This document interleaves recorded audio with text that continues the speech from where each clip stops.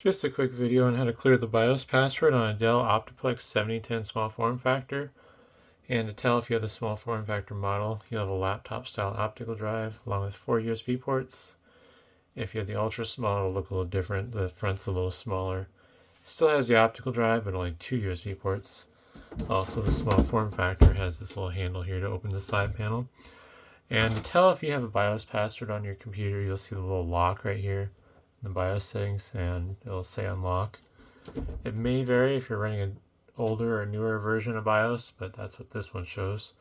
So what you're going to need to do is turn off the computer and unplug it, open the cover, and you're going to have to remove the front bezel.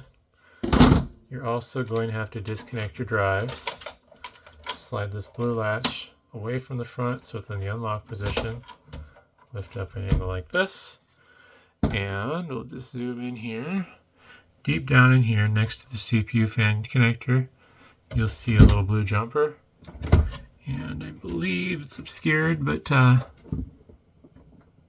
can see the word PSW by it. That stands for password. If you remove that jumper, and then you can plug your computer back in,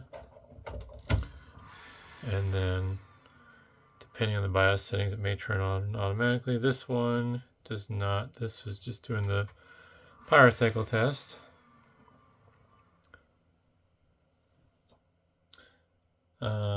Actually, I think the CMOS battery is dead in this one. It's power cycling because of that. But we should power up here shortly, and you should see a message on the screen.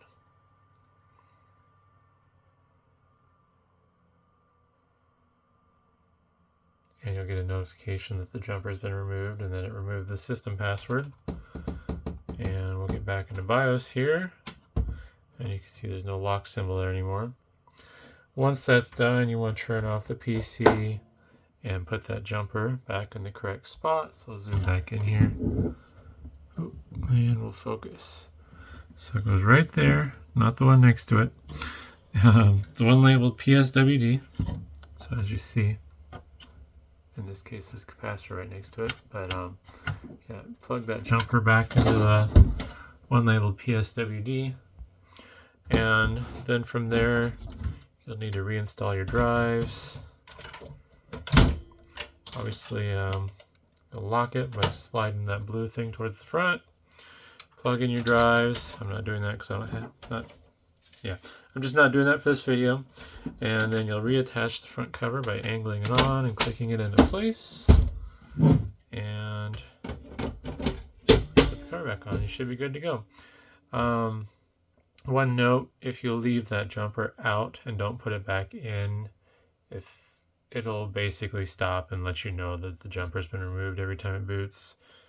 It should still boot, it's just kind of annoying, so just if you can, put that jumper back in to save yourself some headache. So hopefully that's helpful, and thanks for watching.